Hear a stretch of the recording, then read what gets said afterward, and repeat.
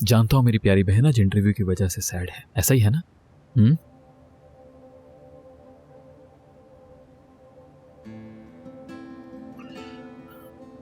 जिसने इंटरव्यू लिया वो औरत ही थी, ऐसा ही है ना? देखो वो अभी सुकून से सो रही होगी, और तुम क्या कर रही हो मेरी बहन? मोहसिन बाबा हमेशा हमसे क्या कहा करते थे, याद है ना?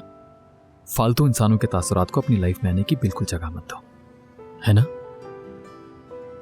देखो कल तुम्हारा एक बहुत इंपॉर्टेंट एग्जाम है, इसलिए अभी तुम्हें सिर्फ उसके बारे में सोचना चाहिए। मेरी प्यारी बहन, मुझे पूरा यकीन है कि आज से कुछ सालों के बाद वो सब बड़ी कंपनीज तुम्हारे पीछे हुआ करेंगे, तुम्हें खुद से जॉब ऑफर करेंगी वो। मुझे तुम पे पूरा भरोसा है, ठीक है? मैं आपसे बहुत प्यार करती हूँ भाई। मैं भी तुमसे बहुत प्यार करता हूं भाई। बोलो जान।